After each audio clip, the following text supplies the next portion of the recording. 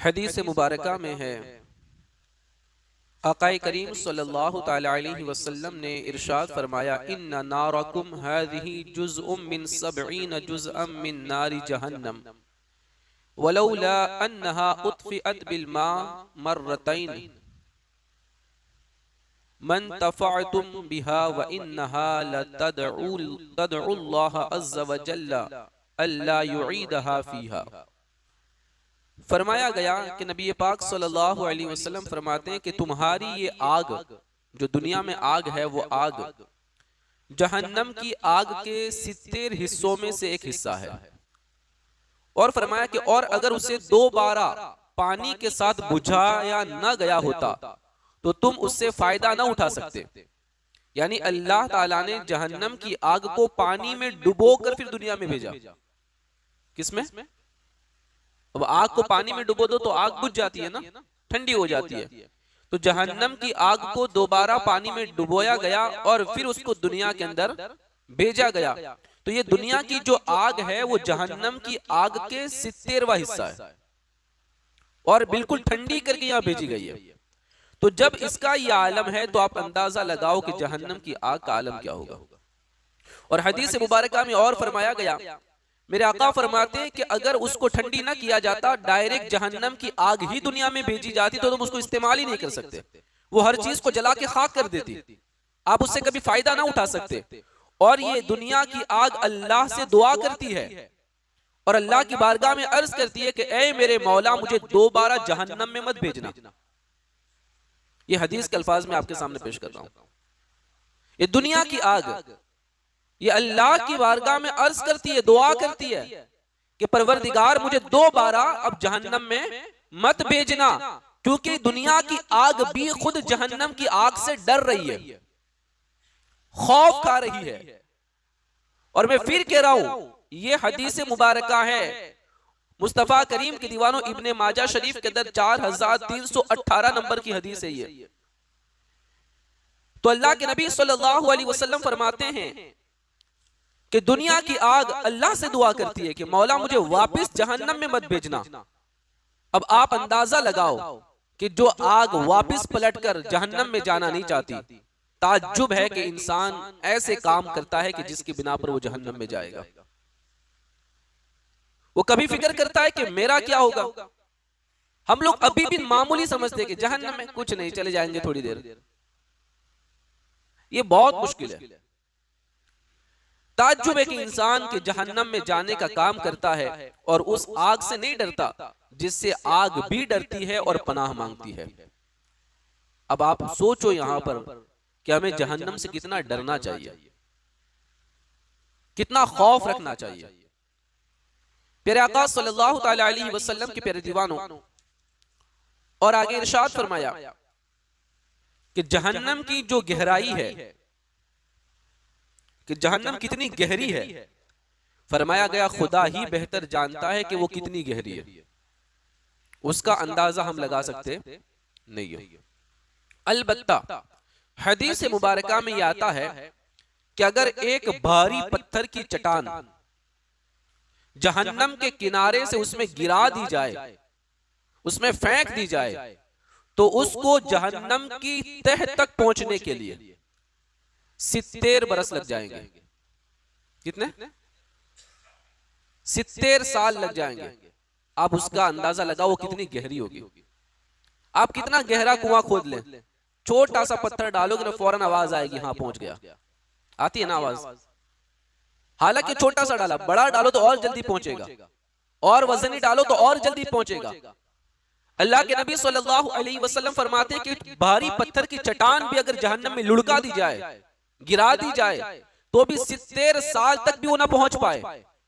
इतनी गहरी अल्लाह तबारक व तआला ने जहन्नम को बनाया। हमने सिर्फ सुन रखा है जन्नत जहन्नम क्या है। और फरमाया अगर इंसान के सर के बराबर सीसा का गोला आसमान से जमीन को फेंका जाए तो रात आने से पहले जमीन तक पहुंच जाएगा। कितना? आसमान से जमीन पर फेंक दिया जाए तो सुबह फेंके तो रात होते होते जमीन पे आ जाएगा। हालांकि आसमान से जमीन की दूरी कितनी है? फरमाया गया 500 साल का रास्ता। कितना? 500 बरस का रास्ता आसमान से जमीन, ये इतना फासला ही। तो जो 500 साल का फासला है, अगर उससे वहां से अगर कोई पत्थर लुढ़काया जाए, वो इतनी रफ्तार से आएगा कि वो सुबह गिराया जाए तो शाम तक तो पहुंच ही जाएगा। फरमाया गया कि जो 500 साल की दूरी है वो एक दिन में दुनिया में आ जाए, जमीन पे आ जाए। जहन्नम इतनी गहरी है कि 70 साल लग जाए फिर भी पत्थर ना पहुंचे। ये देखे, और मैं नहीं कह रहा, ये हदीस मुबारका के अंदर अल्लाह के नबी सल्लल्लाहु अलैहि वसल्लम ने इरशाद फरमाया है। और फरमाया फिर उसमें मुख्तलिफ तबकात और वादियां अल्लाह ने बनाई है। जहन्नम के अंदर भी अलग अलग डिपार्टमेंट है वहां पे, जिस तरह अल्लाह ने जन्नत भी अलग अलग बनाई है ना, जैसे नेक लोगों के वैसी उनकी नेकियों के हवाले से अल्लाह उनको जन्नत अता फरमाएगा। उसमें दर्जात बनाए अल्लाह ने, 100 दर्जे जन्नत में बना के रखे, सबका अलग अलग दर्जा है। फरमाया जहन्नम में भी अलग अलग तबकात हैं, अलग अलग वादियां हैं, उनके अजाबात भी अल्लाह ने अलग अलग रखे हुए हैं। बाज वादी ऐसी है कि जहन्नम भी रोजाना 70 मरतबा उससे पनाह मांगता है, यानी जहन्नम की वादी ही जहन्नम से पनाह मांगती है कि वो कितनी खतरनाक होगी जहन्नम की वादी।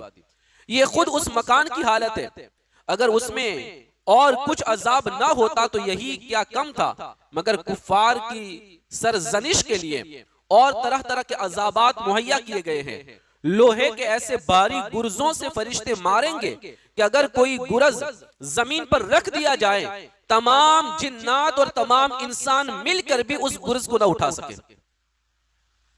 यानी जिस गुरज से, गुरज यानी हथौड़ा, वजनी हथौड़ा जो बड़ा होता है उसको गुरज कहा जाता है, जिसको हम गौण कहते हैं, पहले लकड़े वगैरह फाड़ने के लिए इस्तेमाल करते थे, जो बड़ा सा होता है, उससे फरिश्ते इंसान के सर पे मारेंगे, इंसान के सर पे मारेंगे।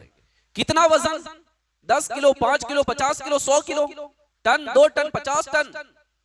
हदीस मुबारका के अल्फाज है, अल्लाह के नबी सल्लल्लाहु अलैहि वसल्लम इरशाद फरमाते, पूरी दुनिया के इंसान भी मिल जाए ना तब भी नहीं उठा सकते।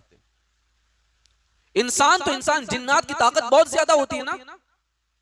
फरमाया गया पूरी कायनात के जिन्नात भी मिल जाएं फिर भी उस गुर्ज को नहीं उठा सकते। अल्लाह के फरिश्ते उन गुर्जों से जहन्नमियों के सरों पर मारेंगे। जैसे वो एक गुर्ज उसके सर पे मारा जाएगा ना, वो जमीन में धंस जाएगा, वो उसको फिर निकाला जाएगा, फिर मारा जाएगा, लेकिन मरेगा नहीं, मरेगा नहीं, क्योंकि अल्लाह मारना नहीं चाहता उनको, उनको सताना चाहता है, उनको तकलीफ देना चाहता है, उनको परेशान करेगा, उनको अजाबात से दो चार करेगा, उनको तकलीफ के अंदर मुब्तला करेगा, ताकि एहसास हो कि दुनिया के अंदर अपनी मनमानी करने का नतीजा क्या होता है, अपनी मनमानी करने का नतीजा क्या होता है। इन गुर्जों से अल्लाह तबारक व तआला के फरिश्ते उसको मारेंगे। और फरमाया गया बुख्ती ऊंट की गर्दन के बराबर जहन्नम के अंदर बिच्छू होंगे, जो हमारे यहां छोटे छोटे होते हैं, वो ऊंट की तरह बड़े बड़े होंगे। और अल्लाह तबारक व तआला बेहतर जाने किस कदर बड़े सांप जहन्नम के अंदर है कि अगर एक मर्तबा वो काट ले सांप, तो उसकी जलन, उसका दर्द और उसकी बेचैनी उसको 1000 बरस तक महसूस होगी। ये सब हदीस के अल्फाज में आपके सामने बयान कर रहा हूं। एक बार डस लेगा अगर सांप, तो उसको उसकी जलन, उसका जहर 1000 बरस तक महसूस होगा, अगर डस लेगा तो। और फरमाया गया कि जब जहन्नम में जहन्नमी अल्लाह की बारगाह के अंदर पीने के लिए पानी मांगेंगे, फरमाया गया तेल की तरह जली हुई तिलछट की मिस्ल सख्त खौलता हुआ पानी उनको दिया जाएगा, उबलता हुआ पानी। कैसा पानी उबलता हुआ? हदीस मुबारका में फरमाया गया कि जैसे ही वो पानी उनके मुंह के करीब करेंगे पीने के लिए, तो पानी की गर्मी से उसके चेहरे की चमड़ी गिर के उसमें टूट पड़ेगी। ये पूरी चेहरे की चमड़ी निकल जाएगी गर्मी से, पिया तो नहीं, अभी करीब किया है। उसकी भाप ऐसी होगी जिससे पूरी चमड़ी उस पानी में गिर जाएगी। फरमाया गया फिर भी प्यास ऐसी होगी कि वो छोड़ेगा नहीं, पानी पिएगा, छोड़ेगा नहीं, पिएगा। हमारे यहाँ तो अगर कोई गर्म पानी दे दिया जाए, नॉर्मल गर्म पानी चाय की तरह, तब भी हम नहीं पिएंगे, बाद में पी लेंगे। लेकिन वो प्यास ऐसी होगी कि वो चमड़ी गिर चुकी है फिर भी वो पानी पिएगा। हदीस मुबारका में फरमाया गया, जहन्नमी जब वो पानी को पिएंगे तो जैसे पानी पेट में जाएगा, उनकी पेट की सारी अंतड़ियां टुकड़े हो करके पाखाना के रास्ते से निकल जाएगी, टुकड़े हो गए।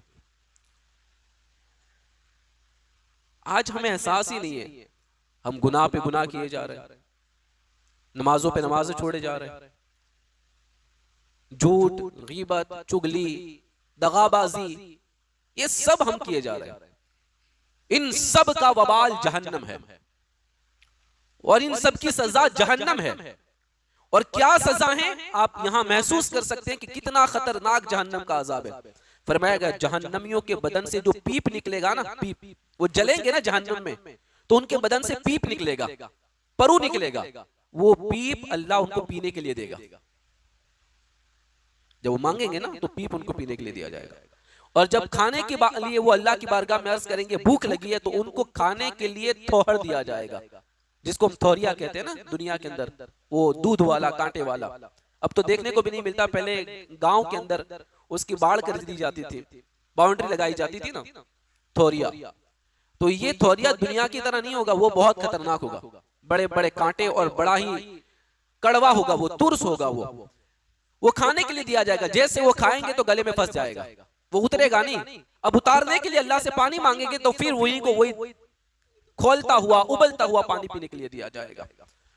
और फरमाया गया, वो जो थोरिया है, वो जो थोहर है, जो जहन्नम के अंदर जहन्नमियों को खाने के लिए दिया जाएगा, फरमाया गया उसका एक कतरा दुनिया में आ जाए, एक कतरा दुनिया में आ जाए तो उसकी जलन और उसकी बदबू तमाम दुनिया की मईशत को बर्बाद कर दे, तमाम दुनिया की मईशत को बर्बाद कर दे। एक कतरा पूरी दुनिया की मईशत को बर्बाद करने के लिए काफी है। वो चीज अल्लाह तबारक व तआला जहन्नमियों को खाने के लिए देगा और पीने के लिए देगा, मुस्तफा करीम के दीवानों। और फरमाया गया कि प्यास इतनी शिद्दत की लगेगी जहन्नमियों को कि पानी पर ऐसे टूट पड़ेंगे जैसे प्यासे ऊंट पानी पर टूटते हैं। रेगिस्तान के अंदर प्यासे ऊंट पानी पर टूट पड़ते हैं, ऐसे पानी पर टूट पड़ेंगे।